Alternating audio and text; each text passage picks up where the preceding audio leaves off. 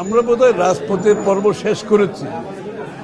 এখন দেশের মানুষের হাতে তাদের মালিকানা ফিরিয়ে দেওয়ার সময় আসছে এবং আমাদের প্রত্যেকটি দলের বিভিন্ন চিন্তা থাকবে, প্রত্যেকটি দলের নিজস্ব দর্শন থাকবে, ভাবনা থাকবে, ভবিষ্যৎ নিয়ে চিন্তা থাকবে।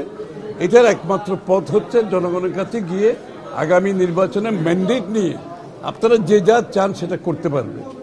আমাদেরকে তো জনগণের কাছে যেতে হবে, ম্যান্ডেট নিতে হবে, সবাইকে নিতে হবে।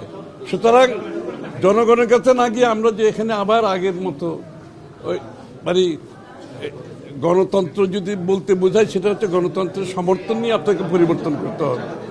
জনগণের সমর্থন ব্যতীত প্রত্যেকটি দলের তো চাহিদা থাকতেই পারে, সেটার একমাত্র পথ হচ্ছে নির্বাচনে গিয়ে জনগণের ম্যান্ডেট নিয়ে পরিবর্তন করা যেতে পারে। এর বাইরে কিছু করতে গেলে সেটা গণতন্ত্রকে বাধাগ্রস্ত করবে।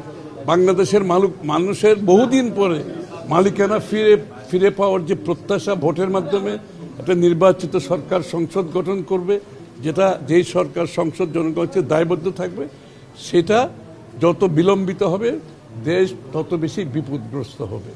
আমি বলছি একটা কথা বারবার, যে সমস্ত আন্দোলনের পরে, বিপ্লবের পরে যেই সমস্ত দেশ যত তাড়াতাড়ি নির্বাচিত সরকারের মাধ্যমে গণতান্ত্রিক প্রক্রিয়ায় ফিরে যেতে পেরেছে, সেই দেশগুলো ভালো করছে।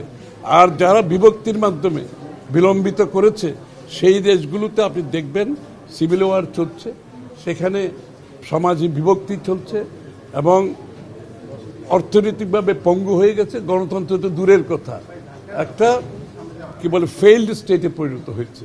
আমরা বাংলাদেশকে সেদিকে নিয়ে যেতে চাই না।